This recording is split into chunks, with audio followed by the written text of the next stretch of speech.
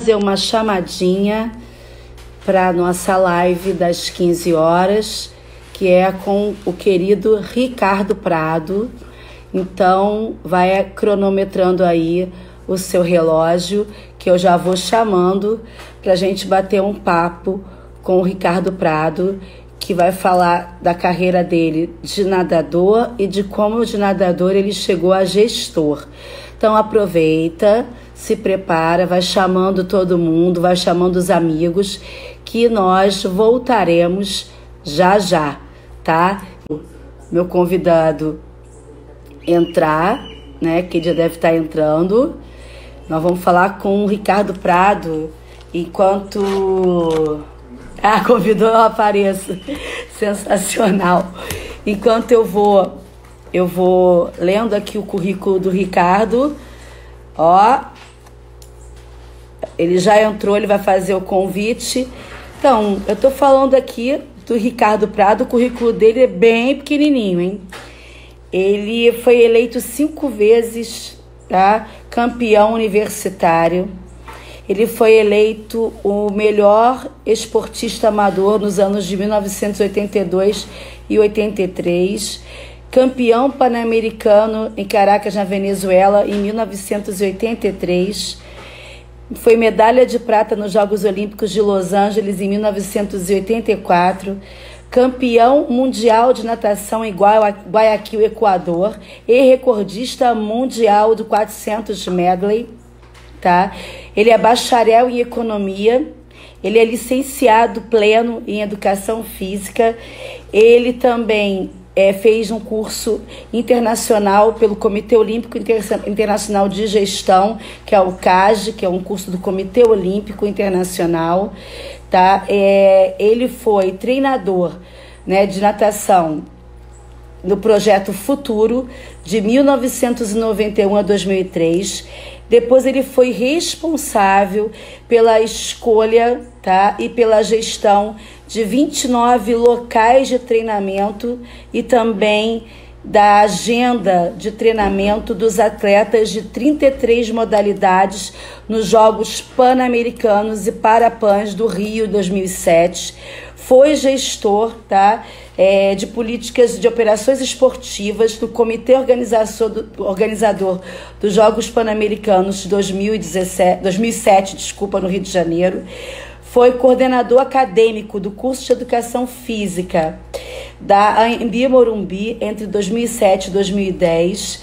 Depois ele foi comentarista esportivo da Sport TV, da ESPN, da TV Globo, do site Terra, da CBDA, e acompanhou alguns campeonatos mundiais, algumas Olimpíadas, alguns campeonatos brasileiros.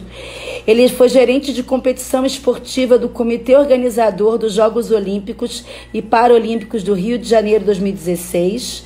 Tá? E com isso, né, ele também ele foi presidente do Conselho de Esportes do Comitê Olímpico Rio 2016. E depois ele vai explicar um pouquinho mais. Além disso, ele foi gestor durante a Olimpíada 2016 e da Paralimpíada de toda a parte do parque aquático, de todas as atividades aquáticas.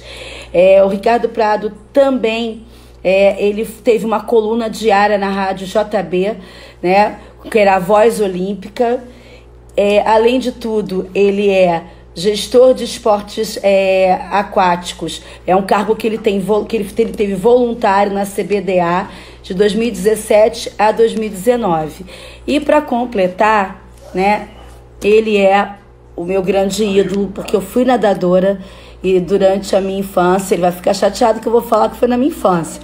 Ele foi o meu grande ídolo. Eu nadava medley também, né? E ele foi, assim, para mim, o meu espelho, aquele atleta que a gente se inspira e a gente sonha. Então, o Ricardo Prado que vai conversar com a gente hoje. Eu tô, assim, bem feliz, bem emocionada. Espero que vocês curtam bastante. Oi! Tá me ouvindo bem, Pradinho? Indo bem pouco. Então, peraí que eu vou trocar o meu fone. Vai dando um boa tarde pro pessoal, tá? E o pessoal vai dizendo se o fone tá bom. Eu vou trocar o meu. Tá, pessoal, boa tarde. É um prazer estar aqui, prestigiando aí essa série bacana que a Renata vem fazendo. Acho que está sendo sensacional, uma ideia muito legal dela, conduzindo aí com muita competência, assuntos muito interessantes. E agradeço aí a presença de vocês para ouvir um pouquinho aí do que eu tiver para falar, do que eu for perguntado.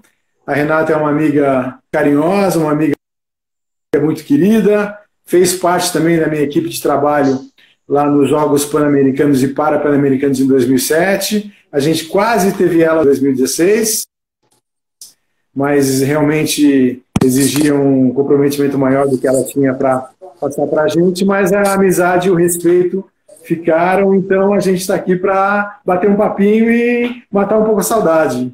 Olá, Renata, pois não? É somente o coronavírus para botar a gente em contato, né? A gente fica querendo marcar de se encontrar e não se encontra, né? Mas coisa... tranquilo. Agora, primeira pergunta é que assim, não tem como, antes da gente entrar na gestão, não tem como de falar do atleta, né?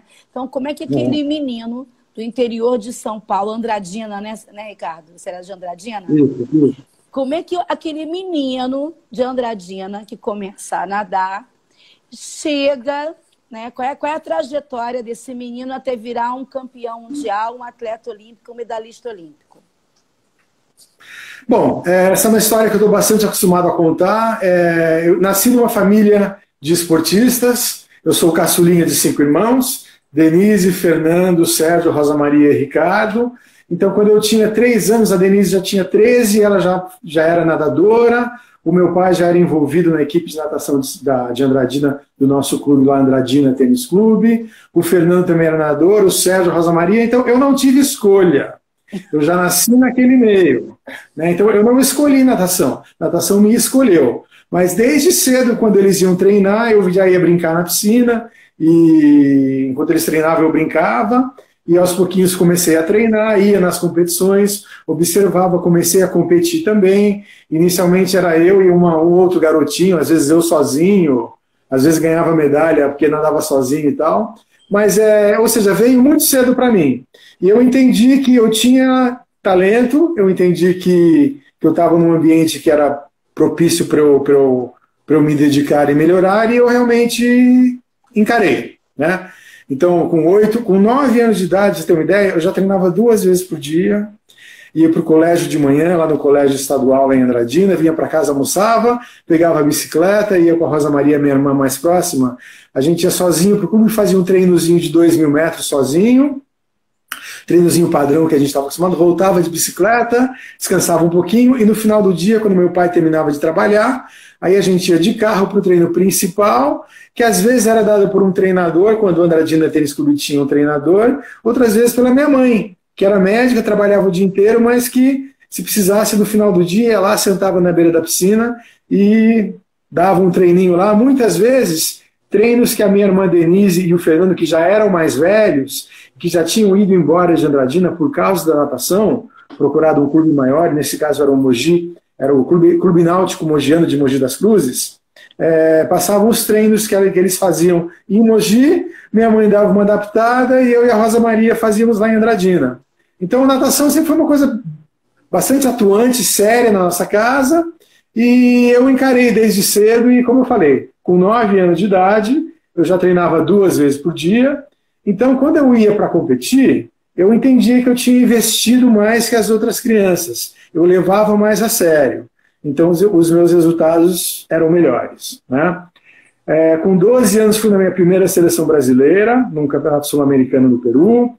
Com 15, a gente também se mudou para São Paulo por causa da natação. Minha mãe se mudou, meu pai ficou em Andradina para que eu e a Rosa Maria tivéssemos um clube melhor para treinar. Então, a gente sempre investiu muito em natação, entendeu? As decisões familiares eram tomadas em torno do esporte.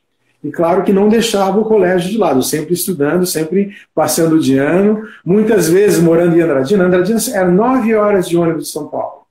Às vezes a gente saía numa sexta-noite para ir competir em São Paulo, viajava a noite inteira, competia sábado e domingo, voltava domingo à noite, viajava a madrugada inteira, chegava na segunda de manhã e ia para o colégio. Né? Então, é aquela vida bem raiz, assim, que hoje em dia a gente às vezes não vê, mas as pessoas não fazem, né? Não precisa tanto aquele sacrifício todo, né? Hoje a vida é um pouco mais fácil. Mas de maneira que então eu me destaquei muito cedo. Com 14 anos eu já encarava a natação de adultos, já fui para Jogos Pan-Americanos. Então eu vi aí essa trajetória dos meus irmãos, me inspirei muito na experiência deles. Nenhum deles chegou aos Jogos Olímpicos, mas chegaram a competir em universidade, em Jogos Pan-Americanos e tal. Então eu aprendi muito com a experiência deles, tanto positiva quanto negativa, e eles me inspiraram muito.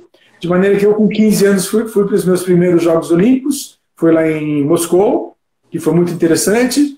Baseado também na experiência dos meus irmãos mais velhos, eu também almejei e consegui uma vaga para ir para os Estados Unidos treinar lá. Né? Eles foram um pouco mais tarde que eu, em idade de faculdade. Eu fui com 15 anos, né? Fazendo high school ainda, porque tinha um clube que eu gostava muito lá, que tinham grandes atletas, e eu já me dedicava, tinha um tempo bom, me ofereci, os caras me aceitaram, eu então fiz o primeiro colegial aqui e fui fazer o resto do high school do colégio lá na Califórnia. E lá eu tive uma melhora assim meteórica. Eu cheguei lá um talentoso garoto de 15 anos. Em um ano eu já era o segundo melhor do mundo. Em 2 anos eu bati o recorde mundial. Em 3 anos eu ganhei 4 medalhas nos Jogos Pan-Americanos. E 4 anos depois de chegar lá, eu ganhei minha medalha de prata olímpica. Então tudo aconteceu muito rapidamente, dos 15 aos 20 e poucos anos. E como era de costume, naquela época não era um esporte profissional, eu acabei abandonando o esporte também cedo, com 23 anos, mas muito ciente aí de todo o trabalho que eu fiz e disposto a, já que ali não tinha, né, não dava para viver daquilo, era muito difícil, sempre abrindo caminho para os outros e desbravando, eu quis logo fazer então a minha transição de carreira, transição que eu considero que acontece até hoje. A gente está sempre se reinventando, buscando novos caminhos, mudando de direção, mas o que não pode realmente é ficar parado. Então, nadei até os 23 anos, fiz faculdade lá nos Estados Unidos enquanto eu nadei, com bolsa de estudos, né? Então, sempre com muitas exigências aí de ter que passar de ano, não pode ficar de recuperação, senão não pode nadar e tal, e me acostumei a essa carga dupla aí de nadar, trabalhar, nadar e estudar, sempre desde cedo.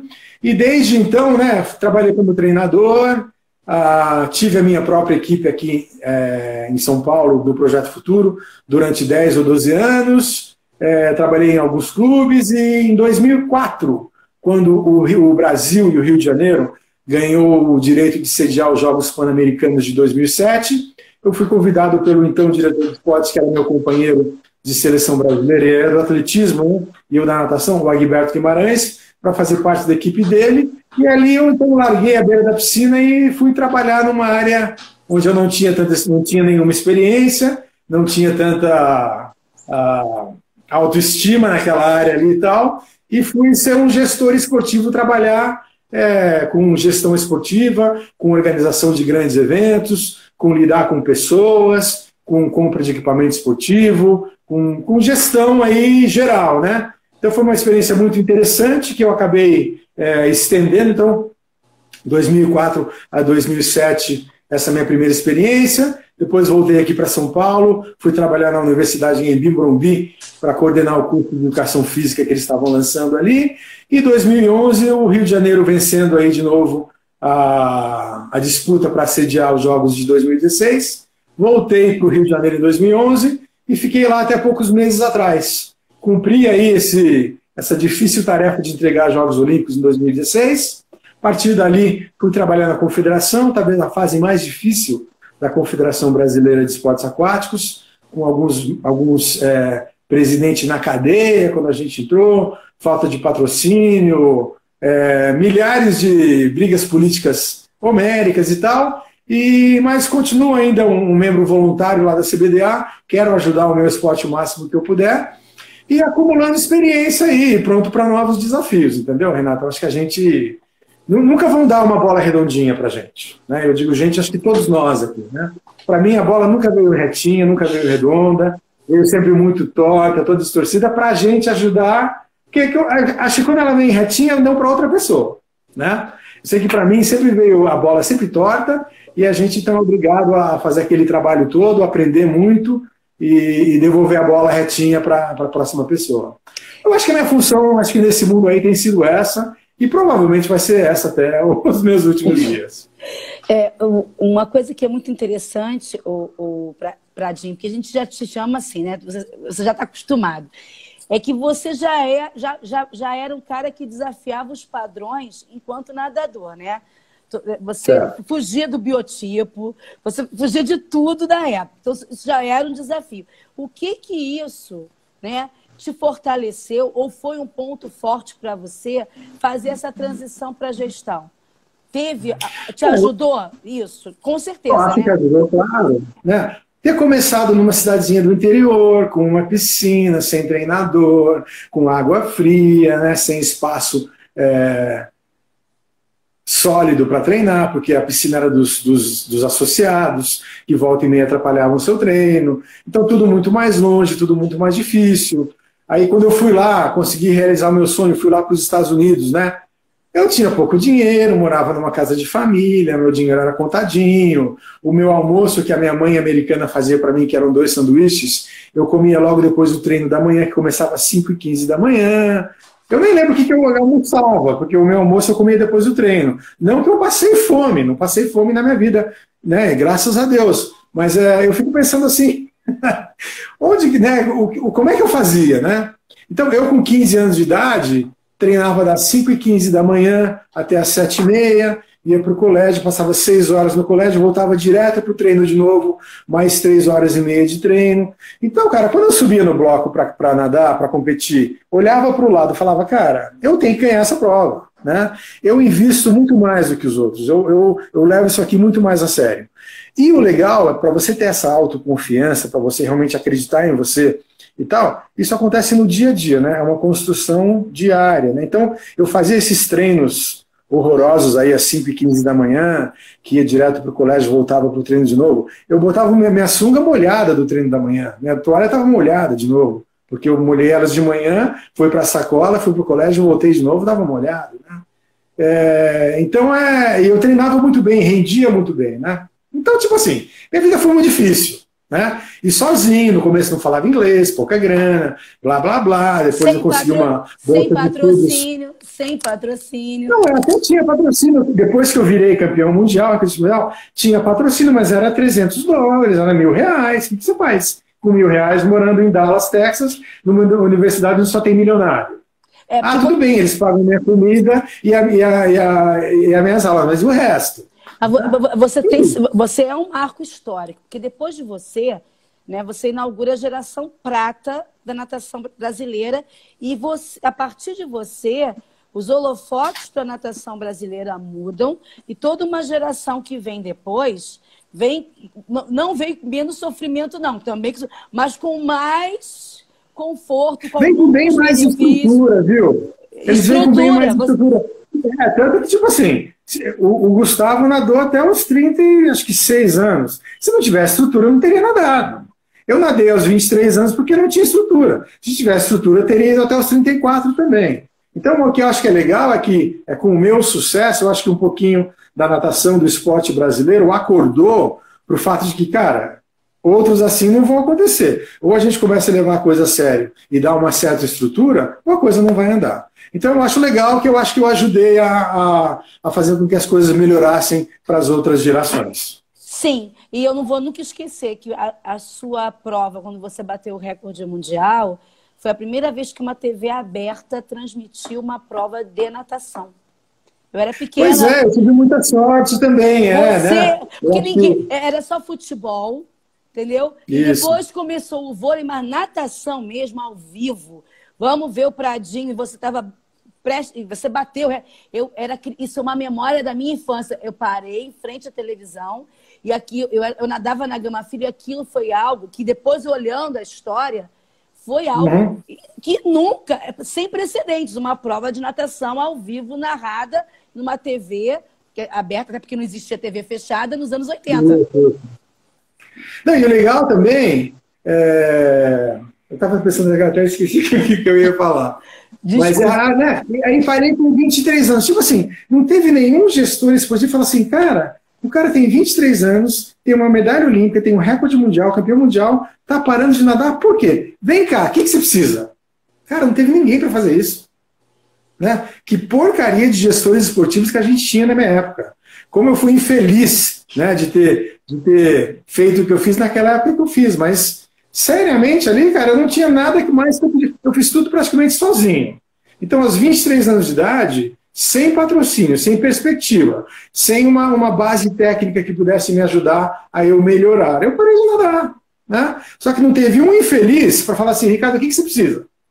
É treinador, é patrocínio, é estrutura. Vamos lá, você está no auge da força, no auge da idade e no auge da experiência. O que você precisa? Não teve nada disso. Eu parei. Triste, né? Muito. Até fizeram uma pergunta aqui assim. Mas ainda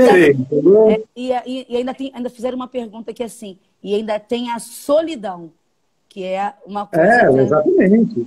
Exatamente. Com 15 anos. Depois você para de nadar, o que eu vou fazer?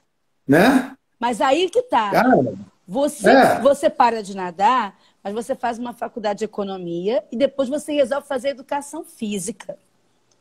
E aí eu tinha feito de economia e aí eu descobri que para atuar como treinador eu tinha que fazer educação física também. Então eu fui lá e fiz, né? Mas é incrível, assim, de novo, eu falo que a minha transição continua até hoje, né? Mas é muito difícil, porque eu me conhecia muito bem como nadador, como estrela, né? Mas eu não me conhecia como pessoa ali, né? Então eu tive que partir para essa descoberta aí aos 23 anos de idade. Onde é que eu me enquadro aqui como pessoa? Né? Existe esse personagem aqui, que é o campeão, blá, blá, blá, que todo mundo acha que é uma coisa, só eu sei o que é. Né? Independente de ser diferente ou não ser. Então começou a minha procura ali a partir de 23 anos e tem sido interessante até hoje. E aí a gente vai falar do PAN, né? Que foi assim, vamos lá, que foi a primeira bomba, a primeira bola, né, que não foi redonda, que caiu na tua mão. Você tinha feito um curso de gestão, tá? Mas é assim, do zero, e eu tive esse... o privilégio. Deixa eu voltar até um pouquinho. Deixa eu até voltar um pouquinho, né? Eu terminei o meu curso de economia nos Estados Unidos enquanto eu nadava, aí eu parei de nadar com 23, comecei a dar treino em beira de piscina lá na universidade onde eu treinava, né? Um assistente ali de luxo e tal, ganhando uma merrequinha, mas estando ali na beira da piscina. Depois eu fui aprendendo melhor, fui dar treino no clube onde eu treinava na Califórnia, que era um clube muito grande, e acabei aí recebendo um convite para voltar para o Brasil. Voltei para o Brasil, minha primeira oportunidade, que era no Rio de Janeiro, no Flamengo, não deu certo, entrei no meio de uma briga política lá para substituir um ex-treinador e tal. Fiquei, 8 meses, aí vim para São Paulo. Aí fui iniciar aqui minha própria equipezinha de natação, ali no Projeto Futuro em Ibirapuera. E aí eu falei, vamos começar uma equipe de alto rendimento, né? Cara, apareceram para mim crianças que tinham acabado de aprender a nadar. Eu falei, é isso que eu tenho? É isso que eu tenho. Então eram crianças que tinham ido para a escolinha, tinham aprendido a nadar e queriam ser atletas. Falei, cara, eu não tenho grana para oferecer para tirar atleta do Pinheiros, do Corinthians. Então vamos começar assim mesmo.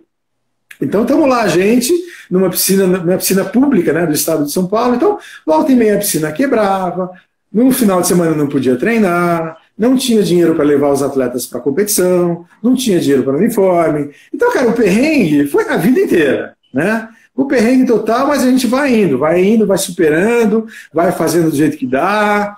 E aí fiz isso durante quase 12 anos. E aí quando surgiu a oportunidade de sair da beira da piscina para tentar colaborar com o esporte, talvez num grande evento esportivo, né? E aí chegamos no PAN. Pois é, e aí é legal entender, porque assim, tem muito professor de natação nessa live. E você já mostrava aí que a gestão começa também na borda da piscina quando você é um treinador. Quando você teve que gerir várias coisas. É. Sem dúvida. E o que eu mais noto hoje, né, desse outro lado aqui, como gestor, já mais experiente, tal, é a dificuldade que a gente tem quando lida com treinadores.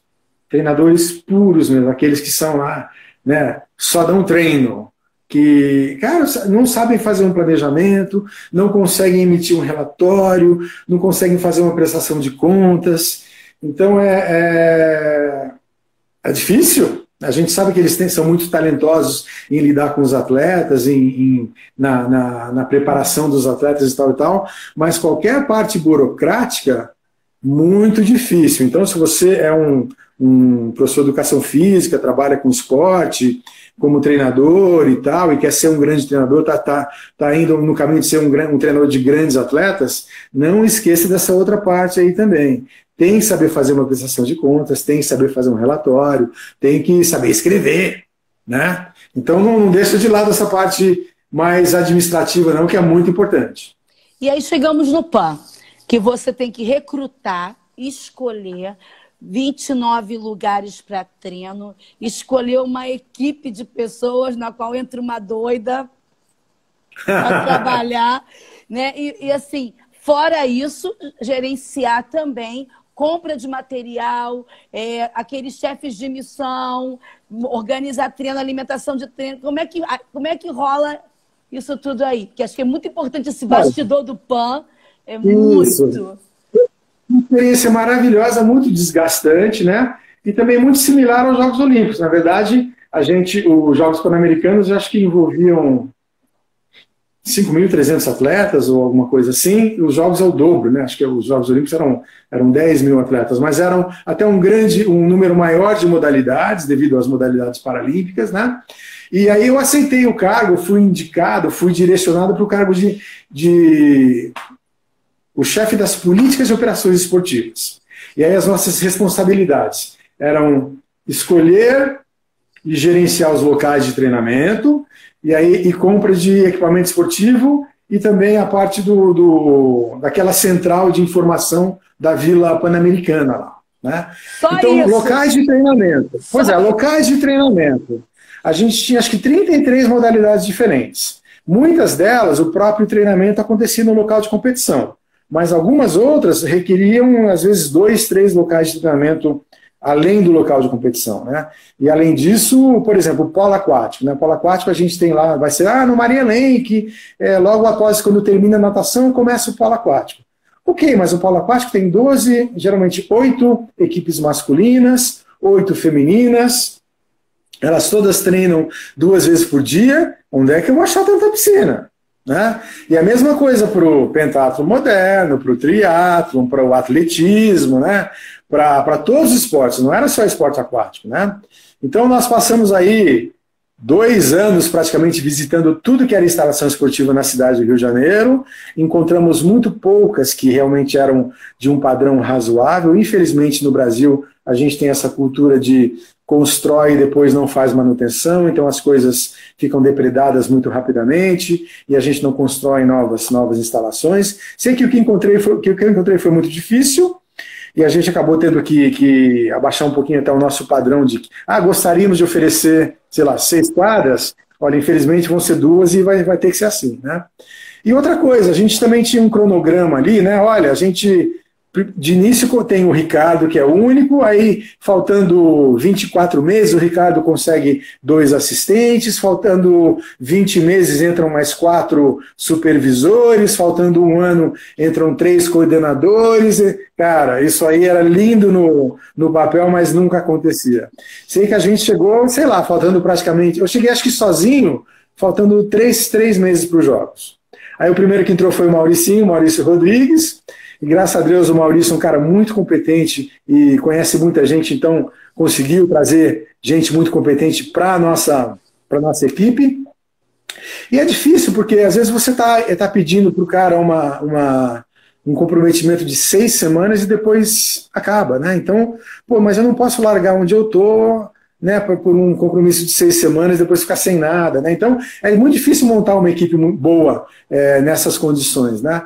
Mas aí conseguimos identificar os locais de treinamento, conseguimos trazer as pessoas num tempo razoável, a gente acabou fazendo cada uma dessas pessoas ficou com 6 ou 7 locais de treinamento diferentes para ser responsável daquilo ali. Trouxemos uma pessoa muito competente para cuidar do centro de informação da Vila Pan-Americana, que a gente montou lá uma central de informação com um cubículo, né, uma mesinha, uma salinha para cada uma das modalidades, e a gente era responsável por prover informações dessas modalidades para os 5.500 atletas e treinadores e membros de staff que estavam na Vila. Então, quero marcar a agenda de treinamento, eu quero fazer um treino mais longo e quero ter um almoço, um box lunch, para não precisar vir e voltar para a Vila para almoçar, vamos almoçar lá e treinar de novo à tarde. Tudo isso aí, todo esse tipo de informação, informações específicas da competição,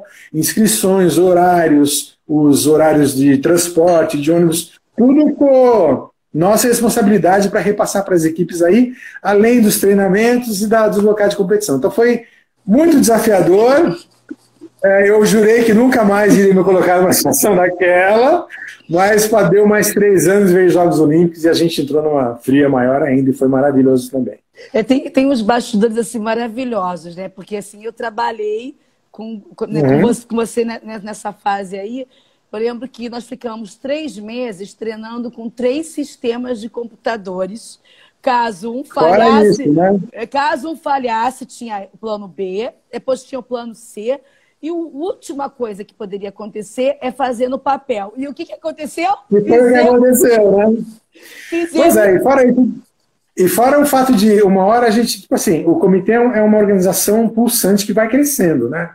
Então, chega uma hora lá que, sei lá, entram 300 novas pessoas por dia, sei lá, que não tem lugar para todo mundo. Chegou uma hora, você lembra que a gente foi parar no estacionamento, no subsolo? Um lugar eu não conseguia trabalhar lá, era super cheio de poeira, era horroroso, era calor, era úmido. A gente teve que trabalhar no subsolo lá da sede do COB. Enfim, memórias maravilhosas, né? Mas o legal é que a gente teve muito contato com os atletas, a gente pôde ver de pertinho, as nossas ações impactaram em todo mundo. Então acho que é a parte que realmente fica, a gente esquece dos perrengues, dá risada e tal, promete que não vai entrar numa cria dessa de novo, mas eu só lembro, só tenho boas memórias e muito carinho pelas pessoas que a gente encontrou e conheceu ao longo desse processo aí, e eu acho que é por aí, né? Uma coisa que eu prestei muita atenção em você como gestor é o seu grau de exigência, o seu grau de adaptabilidade, que era o tempo todo, mas você nunca perdeu o bom humor. Então você exigia da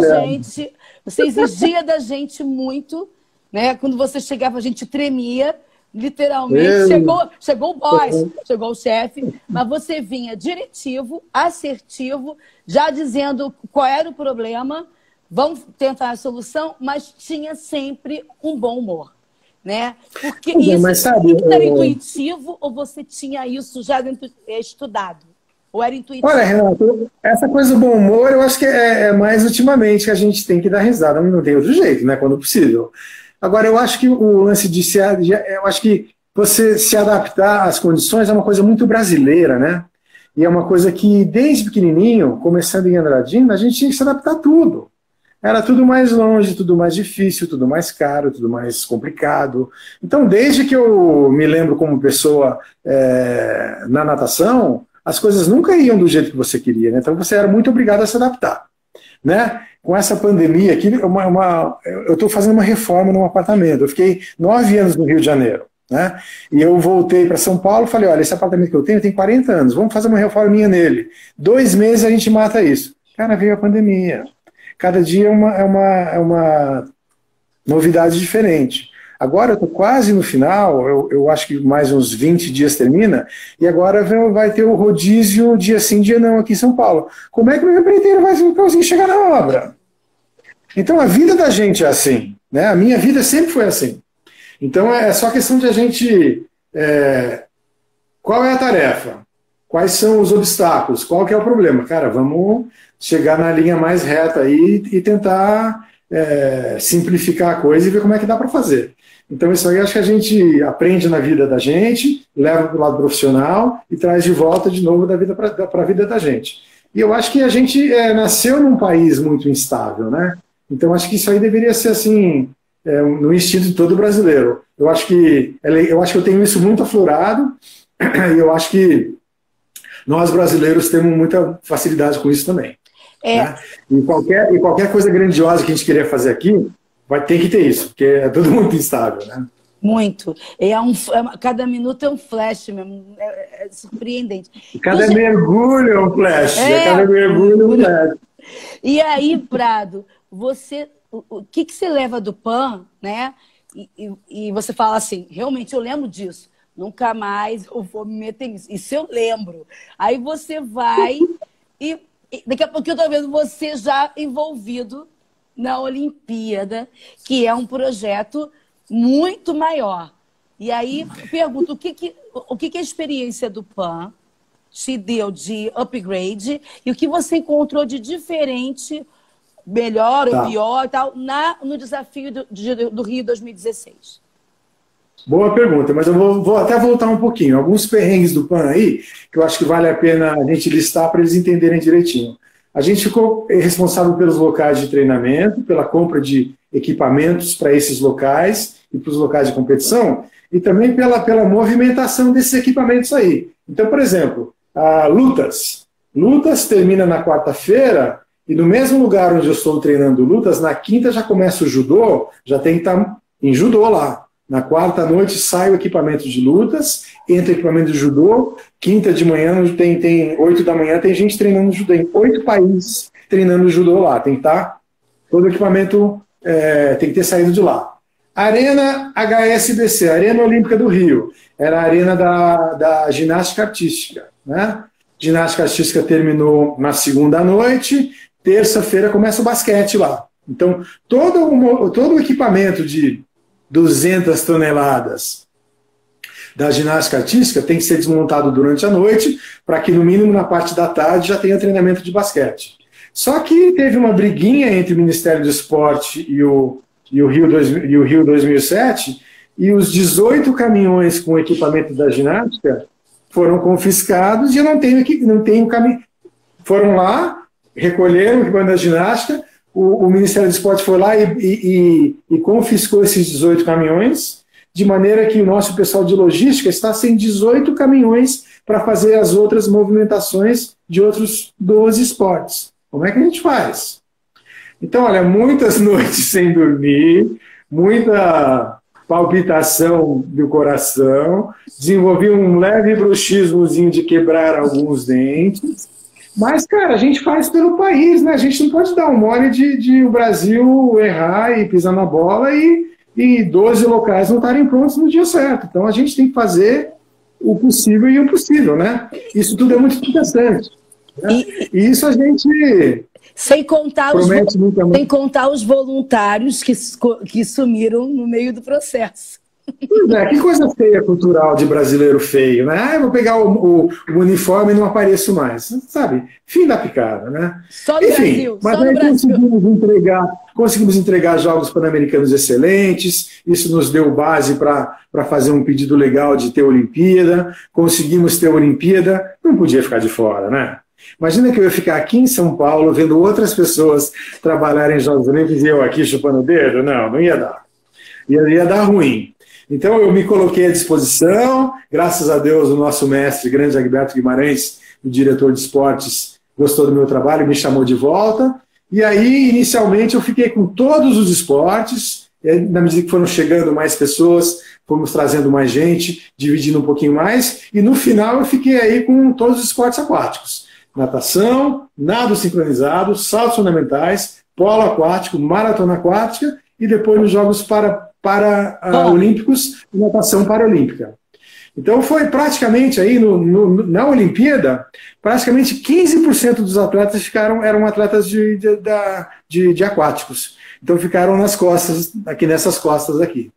E foi igualmente difícil, né? A gente teve o lance da piscina verde, a gente teve o lance da praia de Copacabana, que era sempre o mundo inteiro jogando pedra na gente por causa da poluição da Bahia, a gente com receio de um mar estar muito bravo, 1 milhão de questões, né? Problemas de transporte, problemas com voluntários, Muitas vezes as competições terminavam muito tarde, não tinha transporte público para os voluntários voltarem para casa e terem que voltar no dia seguinte. Enfim, mas foram assim 16 dias no Olímpico, né? Acho que 12 dias no Paralímpico, que foi um sonho, né? O país tinha um outro astral, o país acreditava que ele era melhor do que ele está hoje, e o mundo tentou derrubar a gente. Eu lembro que eu fui nos Estados Unidos fazer uma palestra e eu me emociono, porque o cara falou para mim: Ricardo, tentaram derrubar vocês, mas não conseguiram, e vocês entregaram jogos excelentes, né?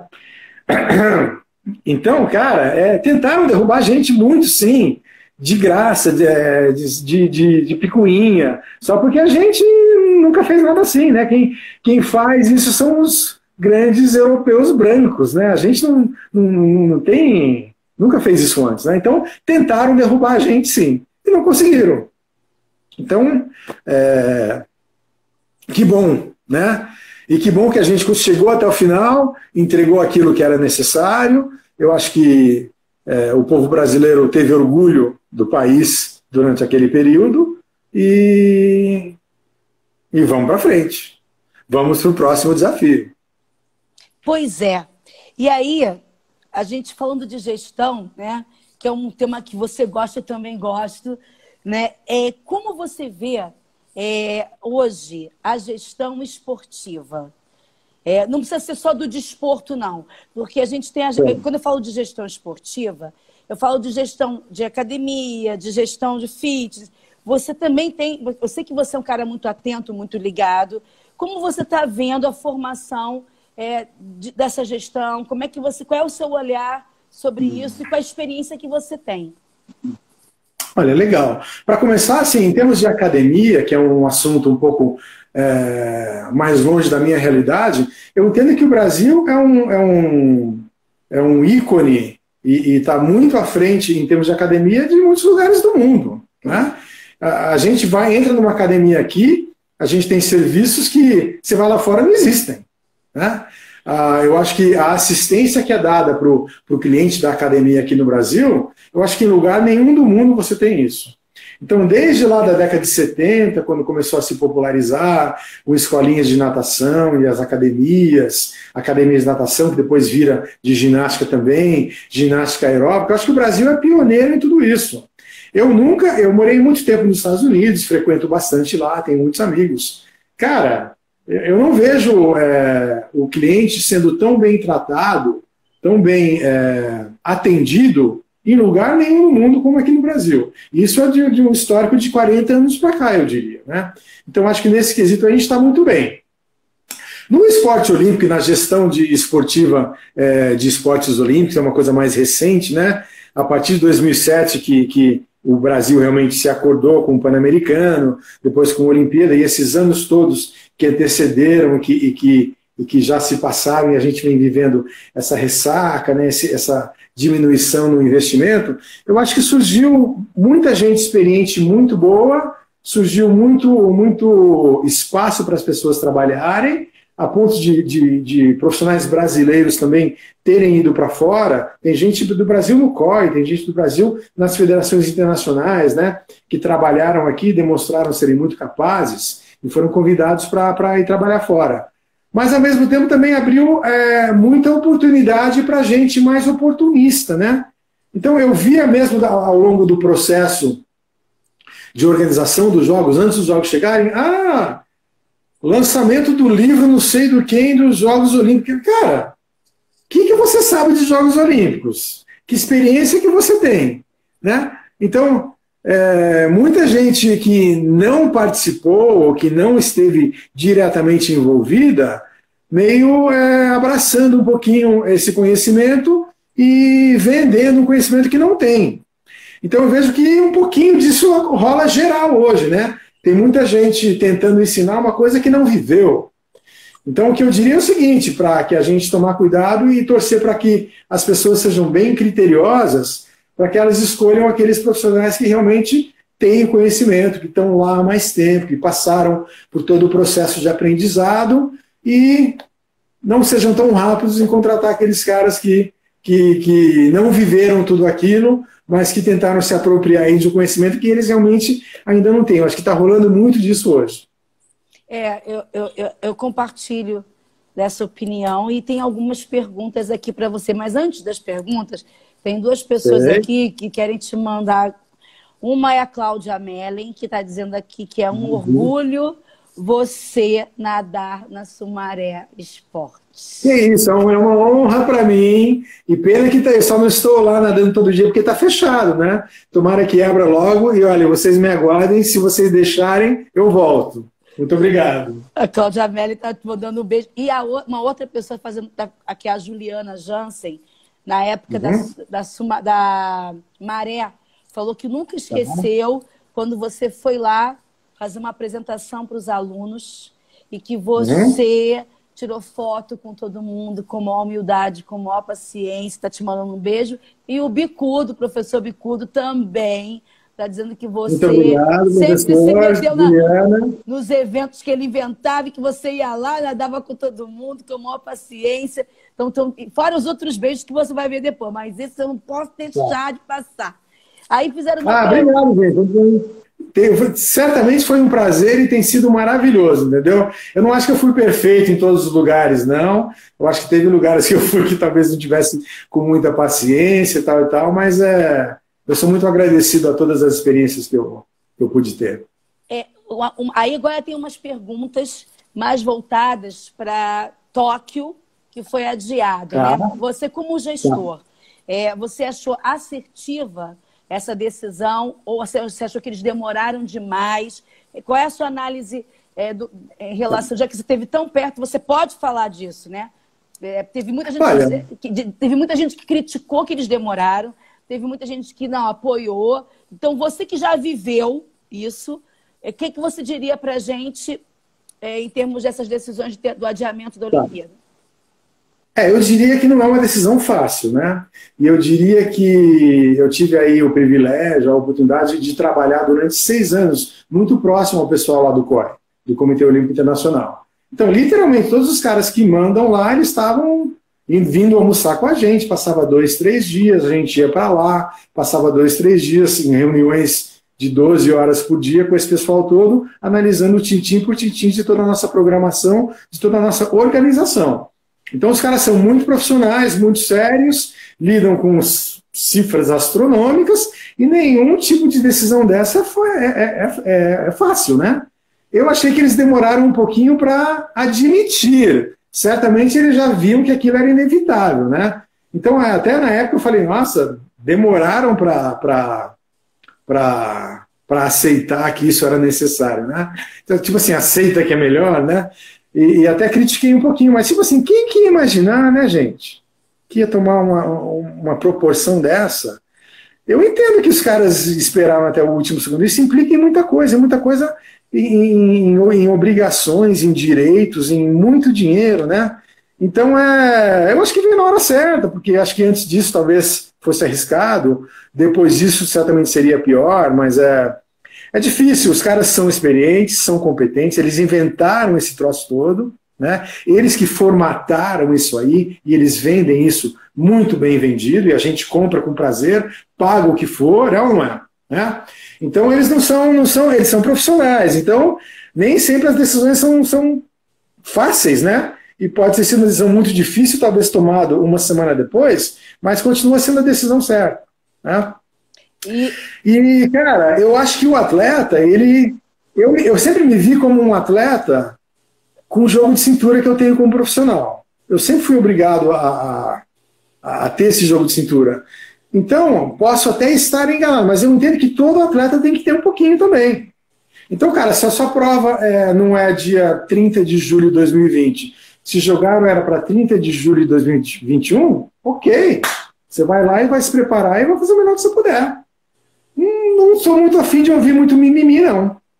Eu acho que certamente aquele cara que tipo assim, mas eu já tô velho, né? Eu não sei se eu aguento mais um ano. Aí eu acho que aí você tem um problema. Aí eu já entendo, tem um pouco mais de simpatia. Agora, esses atletas, a grande maioria dos atletas que são competitivos, né? E que iam disputar, cara, se não é em 2020, é em 2021. Então, Para de reclamar, quando deixarem voltar, você voltar a treinar, você volta e vai lá e faz. Até Eu acho que não tem muito espaço para... Até porque ficou garantido que todos que já estavam para esses Jogos Olímpicos já estão com seus índices garantidos. Então, é só se reorganizar. E eu também acho que aqueles que estavam recebendo um belo patrocínio, que podiam treinar com tranquilidade, dificilmente vão perder isso. Na verdade, a maioria vai ter isso aí estendido por mais um ano, entendeu? Então, sei lá, eu não acho que precisa ficar com muita pena do atleta nessa hora aí, não. Posso até vir a ouvir alguns casos e mudar de ideia, mas a minha cabeça de atleta, que a gente tinha que estar preparado para tudo o tempo todo, e eu não sei o quanto que muda muito, não. Eu acho que talvez para aquele cara que ia realmente estar no final de carreira, já essa ia ser o último ano dele, e ele já não, né, ia esticar aquela corda ali para chegar até Tóquio 2020, para esse realmente pode ter sido difícil. Mas tipo assim, cara, todos esses atletas aí, que são de alto rendimento, são os privilegiados, tá? Então não precisa ficar com muita pena deles, ai, coitadinho, né? Eles todos ganham mais que a gente, vivem melhor do que a gente, e tudo mais, então não sei, não acho que afeta tanto, não. Aquilo que é exigido de você esse ano pode ser exigido no ano que vem, e eu acho que você, como atleta profissional, tem que ir lá e tem que entregar. E como gestor, assim, houve um prejuízo real financeiro adiando essa Olimpíada para o ano que vem. Eles vão ter que se reestruturar também, isso vai exigir da gestão olímpica, do comitê e dos organizadores também uma reengenharia. Vai, né? Porque você entende disso. Sim, né? Mas que vai pegar no bolso da prefeitura de Tóquio, do governo de Tóquio, do governo do Japão. Na verdade, os gestores têm mais um ano de emprego. Concorda comigo? Concordo. Aquilo que eles vão estar chupando o dedo a partir de agosto de 2021, que vão ter que sair procurando emprego ou em algum outro jogo, que não, existe uma galera que tenta ir de jogos para jogos, né? Então, trabalha Tóquio 2020, depois tenta pegar um emprego em Paris 2021, em 2024, ou nos Jogos Pan-Americanos de Cali 2026, sei lá o quê. Tem uma galera que faz... Então, tipo assim, todo mundo sabe que aquilo é muito temporário e que uma hora vai acabar. E nem sempre todo mundo consegue se recolocar. Então, eu acho que eu, se estivesse lá, talvez eu ia ter deixado legal. Cara, mais um ano aqui, onde eu posso continuar fazendo meu trabalho, continuar, né, tendo acesso aqui a uma cultura bacana, diferente da minha, e depois a vida continua também. Tem um professor aqui muito famoso no Rio de Janeiro, de gestão, o professor Edivaldo de Farias, ele colocou aqui o seguinte: perfeito o seu comentário sobre os curiosos que falam de que não conhecem. Muita gente que nem controla a própria vida, não sabe gerir a própria vida, fala e vende sobre gestão de grandes eventos. O que você acha disso? Pois é, eu acho perfeito, e a gente já sentia isso antes dos jogos rolarem, já gente não qualificada, sem ligação nenhuma com os jogos, já tentando vender alguma coisa relacionada. Então, eu acho que a gente tem que ter muito cuidado e realmente prestigiar aqueles profissionais que estudaram e que fizeram o sacrifício, que aprenderam, que sabem ensinar, mas que realmente vivenciaram aquilo que eles estão ensinando, né? Então, estamos junto aí, professor. Porque é diferente de você gerir um evento de hidroginástica na sua academia e você gerir um mega evento com muitas pessoas. É muito diferente. As pessoas precisam entender isso. Mas na mesma proporção, né, se você é um cara que tem experiência nisso na sua academia, isso é um conhecimento adquirido. Isso vale alguma coisa também. Você não ia querer que um carinha que acabou de sair da faculdade fosse colocado para tocar o seu evento e você ser demitido, por exemplo. Seria o equivalente, né? Você está fora e bota um cara que não entende nada.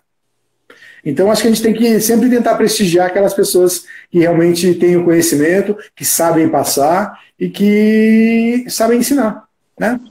Eu acho, assim, como sempre, né, Ricardo, você dá o teu recado direto e reto pra Dinha, assim, a gente tá eu não sei outro jeito. Mas é esse jeito que eu adoro e que muita gente que te conhece adora. A gente está chegando na parte final. Então, antes de você fazer suas considerações finais, eu queria dizer o seguinte. Eu esperei, você sabe disso, o Pan-Americano inteiro, só no último dia que eu disse para você que você era o meu ídolo da natação. Até então, eu estava ali trabalhando e vou dizer para você, o que eu aprendi trabalhando com você como gestora, eu levei para a minha vida de gestora na Companhia Atlética, que eu estou até hoje. Fiz 17 anos esse ano de Companhia Atlética. Está nos bastidores do Pan-Americano de 2007, passando tudo que a gente passou na sua liderança, foram muito mais do que uma MBA para mim. Tá? Porque eu vivi... Foi muito bom. Então, eu queria te agradecer sobre isso. E dizer sim, que você é o meu ídolo mesmo da natação. Gosto de tu, mas você é aquele meu ídolo que quando eu nadava, eu queria chegar e ser como você. Queria te agradecer muito pelo seu tempo e deixar você com as palavras finais, o que você quiser dizer pra gente. E eu queria dizer obrigada, você fez meu dia mais feliz. Renata, muito obrigado pelas suas palavras sempre carinhosas. Passou rápido, né? Eu geralmente não gosto de falar muito tempo, não, eu fico cansado, mas hoje passou rapidinho, super tranquilo. Nem eu vi ali e falei, nossa, já está quase acabando. O que eu acho aqui para terminar, né? Então, eu tive sucesso no esporte muito cedo, sempre fui muito cobrado, né? E aí, né? Vai abrir uma escola, vai ficar milionário, como é que você vai aproveitar isso e tal e tal? E aí a vida foi me levando em certos caminhos e tomando algumas decisões, né? Fui ser treinador e não empresário, e aí fui trabalhar em eventos e tal e tal. E sou muito feliz pela trajetória que eu acabei seguindo, né? Não trouxe aquilo que lá atrás eu achava que ia trazer, dinheiro, poder de fazer as coisas e mandar e tal, né? Mas o que realmente importa, cara, são as experiências, né, Renata? As pessoas que a gente encontra, e a gente vê na nossa área, né, um trabalho tão importante de adaptar as pessoas ao meio líquido, de ensinar crianças a nadar, de introduzir as crianças ao esporte, de trazer os adultos para o esporte também pela saúde, tal. E, no geral, as pessoas fazem isso por tão pouco, né, são tão pouco reconhecidas, né? Então, eu queria mandar o meu abraço e o meu agradecimento a todos os professores como eu, né? Os mais prestigiados, os menos prestigiados, aqueles que ganham mais, aqueles que ganham menos, porque o que importa, cara, é o trabalho que a gente faz para as pessoas, né? Não é o salário e o quanto a gente é valorizado. Nós todos deveríamos ser muito mais valorizados, né? Então, sei lá, valorizar a nossa profissão, que eu também não vim por acaso a ser um treinador e virei um professor de educação física, não tinha planos, eu não sei que planos eu tinha, né? Eu era um nadador, eu estudava, fazia faculdade, eu fiz faculdade de economia, né? Depois quis ser treinador, porque era aquilo que eu conhecia muito. Eu tenho 4 anos, naquela época lá, eu com 18 anos, ou eu com 20, saí da faculdade, eu tinha 4 anos de economia e 24 anos de natação. Vou trabalhar com natação, caramba, né? Enfim, então, homenagear todos os professores de educação física como eu, todas as pessoas que se dedicam para passar aí uma vida saudável para todo mundo. Ainda mais nesses tempos de pandemia, né? E agradecer a oportunidade, Renata. Obrigado. Olha, você é um herói para a gente, sim, porque você é um medalhista, um recordista mundial, você é um orgulho, sim, para a natação e é um orgulho para a gestão, mas o seu legado como nadador, como atleta, é para sempre, Pradinho. Você entrou para a história, você é história e muito obrigado por você dividir isso com a gente aqui hoje, tá? Renata, te amo, a gente pega isso aqui na bagunça e tem que deixar melhor do que a gente pegou. Eu acho que todo mundo que faz isso, todo mundo é um herói. Todo mundo é um herói. Tem que pegar o negócio mal feito e deixar mais bem feito. Aí a gente fez nossa parte. Valeu? Valeu, meu amor. Obrigado, gente. Beijão. Obrigado, Renatinha. Tchau, tchau. Tchau.